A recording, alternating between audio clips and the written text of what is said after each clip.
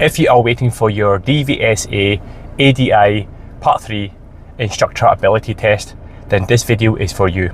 Hi, my name is Gordon, and just this morning I passed my ADI Part 3 Instructor Ability Test. So this video I'm going to provide you with a fresh account of what happens on the day of your test, and so you get an idea of how to prepare for it, and if you have any questions, hopefully these points will answer any questions you have. Before I start this video, I just want to say a big thank you to Transformers School of Motoring. Transformers is a really big network here in Glasgow and beyond. It's a driving school franchise which is owned by James McManus and Aileen Ixdale.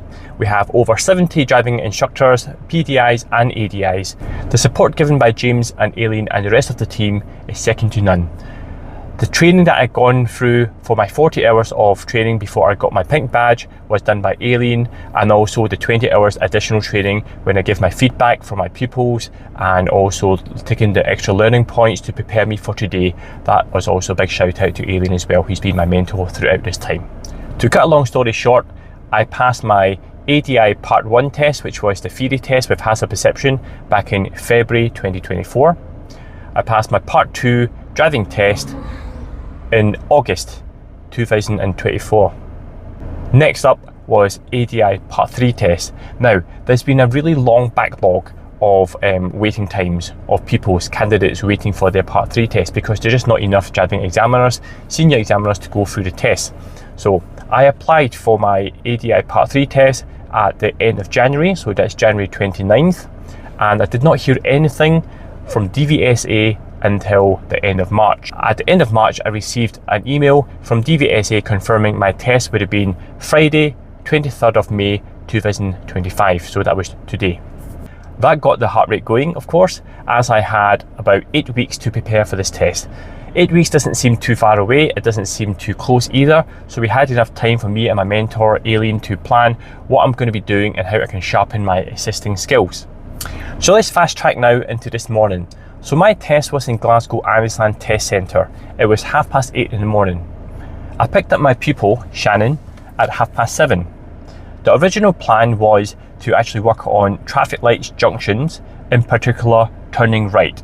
Shannon was having a little difficulty in feeling confident with traffic lights because she feels that it's hard to gauge when the gap comes for when she can go. She was not too confident where to place the car, because several times in the previous lessons she would overshoot a little bit when she was in the waiting area, and then she had to swan neck as she steered to turn right. Now, these were the two issues that we wanted to fix, and before we went to the test centre, we had a moment in the car where I was going through some diagrams with her. We had a chat about the pros and cons of where you place the car, and also the risk involved when you are putting the car in a different position, and how it can kind of like cause accidents or just inconvenience. We were going to go on and work on these skills, practicing in front of the examiner to try to fix these problems.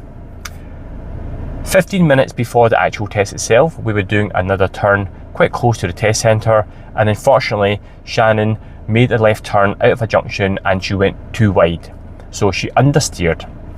The car went across the road a bit more and leaning far towards the centre line. We had to bring her back in, and we parked the car to the side and we had a chat. So what happened? Shannon felt she went wide because there was parked cars on the side. So I said, I totally understand that. However, there are risks involved. Can you imagine? So we talked about the risk of moving the car too wide on the steering, and that itself can present problems for oncoming traffic, vans, etc. All these things Shannon knew herself. So she knew the risk involved, and also how important it was to make sure you're in the right place at the right time, making sure you don't affect other traffic. Because of the severity of the actual manoeuvre itself, we decided then that we would go and try to improve on her steering first, coming out of junctions and closed junctions, and make sure that was improved first before we move back onto the main topic of the traffic lights. Shannon agreed, and then we went to park up for the drive. 10 minutes before time, we both were at the driving test centre.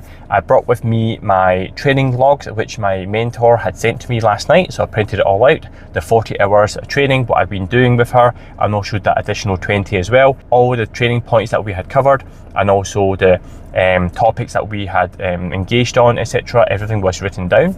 I showed the examiner my licence and also my PDI badge, the pink badge. The examiner was happy to see all my records and said, let's make our way over to the car. As we walked about 200 metres to the car, including coming down a few stairs, she asked my pupil to walk on ahead, go into the car to have a seat so she can have a word with me. The examiner asked me, so Gordon, what are we going to do with Shannon today? I said to her, well, first things first, we actually originally wanted to work on some traffic light junctions. I shared with her about Shannon's lack of confidence with placing the car in the right place for making the right turn at traffic lights, and also judging gaps. And we were going to work on this morning after a prolonged talk with diagrams and discussion on the pros and cons and the dangers and risks involved. However, just moments before we parked up, because of that left turn and going wide, it posed a risk to her driving. We wanted to work on her driving, her steering, and making sure she keeps safe, especially around tight junctions. So examiner was happy with that, and off we went back into the car. In the car, we had a brief recap. We had a wee chat about what would just happen before the test. This allowed the examiner to see and hear what the pupil was doing beforehand, and also that the pupil wants to improve her steering and understands the risk involved when you are steering too wide at tight junctions. Pupil was happy to continue, and off we drive. Basically, the topic changed, and I did feel a little bit nervous because I was more prepared for the traffic light turning right topic. However, it had changed to now turning at junctions, close junctions, making sure you're not going too wide. So you had to think on your feet. Many people think, okay, if I stick to my plan, I will be fine. I will know and be prepared of what to do, how to conduct a lesson. But in real life, what happens when your pupil does something else, something of higher risk, higher priority? Of course, you would have to fix that fault first before you move on to something else. And that's exactly what we had to do. So the examiner was happy for us to proceed with that and gave us a higher mark on learning objectives, pupils agreeing on the topic, and also how we can give learning strategies in order to help people improve her steering. Along the way, there was a few other things that popped up as well. A few things like getting too close to parked cars, going through in between two parked cars, finding the centre of the road, and also steering wide even on a roundabout, etc. So these things were picked up. Some of them were sorted on the road when the pupil was driving, and sometimes we had to pull up to have a wee chat, and then we gave demonstrations using toy cars. We gave demonstrations through my iPad. I was drawing some diagrams and even just showing a map of where we're at, like a Google Live view, to help really understand where we're placing the car and also risk and responsibilities. We started the test at 8:30 exactly, and the examiner asked me to have everything all done and dusted by 9:15. We managed to come back to the test centre at 9:16. We spent 1 minute to 2 minutes on a brief recap where the pupil acknowledged the faults that she did. She understood the risk involved and also how we have still got work to do to improve all these points. And also for the next lesson, we are going to continue practicing them on the road, and she's happy to continue getting more practice with me to guide her. And also I want her to work towards independence on her own without me prompting too much. But I reassured her, of course, that I'm always here to guide her and to help her out whenever she needs.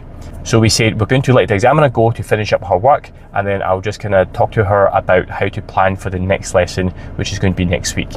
The examiner said thank you and said that she's going to go away now for 10 minutes. In 10 minutes time, she would like to see me in the car and have a chat one-to-one, and she asked Shannon to wait in the waiting area, or she can go for a walk as well.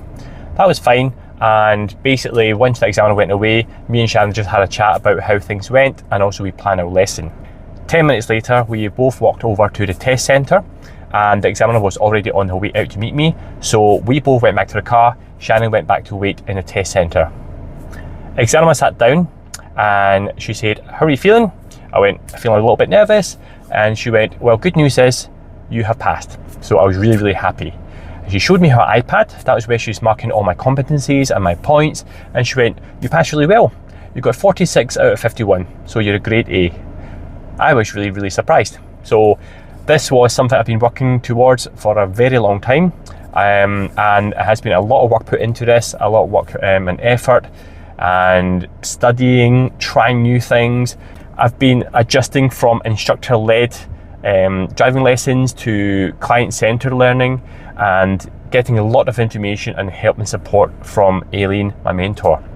So this was a breath of fresh air. This was amazing. This was a huge weight off my shoulders, and the fact that it was done in my first attempt too made it all the more meaningful.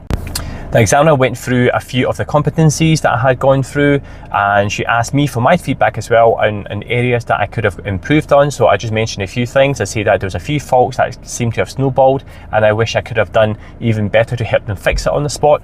But even slight improvement is good, and that's what matters, because the pupil has to also feel that she has improved. And Shannon did leave the car feeling a lot more positive and a lot more happier and a safer driver than when she first started, and that's the main point. Examiner gave me a few ideas. She said there were a few points where I could have been a little more proactive in order to help the pupil out a little bit earlier before I repeated recurring fault. And I said I totally understand that. I was a bit nervous, I suppose, and that's why I was a little bit slower in responding. However, for what I did do was really keep the situation safe, where I had to intervene and had to use the steering wheel or took action. I did it appropriately, and of course explained exactly why I did it, and also the risk involved as well. Examiner was very happy. She said that that's you now. You can apply for your green badge, your ADI badge. I do have time left on my pink badge. However, she doesn't recommend that I leave it too long, because if I leave it too long, I might forget, and after 1 year, if I don't apply for a badge, I need to reset everything again, and you do not want to go through the whole 3 processes again. So that was it. That was my test done and dusted. It was a relief. It was amazing. It was such a really big journey for me, and whoever is waiting for their part 3 test will be asking a lot of questions, like how am I going to do, what do I need to bring, what pupil do I choose? And if you have any questions at all, please feel free to drop them down below in the comment section, and I'll get back to you as soon as I can. I've been receiving a lot of help from people. I've been watching YouTube videos. I'm going to give a shout out to Conquer Driving, Howard on how to drive, Abdur Instructor, all these people who have been inspiring me, and many other videos as well. So you guys have been quite an inspiration to me and been helpful, and I just want to say a quick thank you to everybody who's taken part in this. For my friends and family as well who've been supportive, you know what I've been through in order to get here, but also in the very end I want to say thank you God for his faithfulness, and for his love and mercy. So I hope this video brings some light and brings some information to you guys, and that you feel a bit better and clued up to know what to expect. If there's anything I missed out, please just let me know, and I'll be able to fill you in here as well, maybe even making another video if it's something else that I can do to help you guys out. Take care, and I'll see you guys on the road.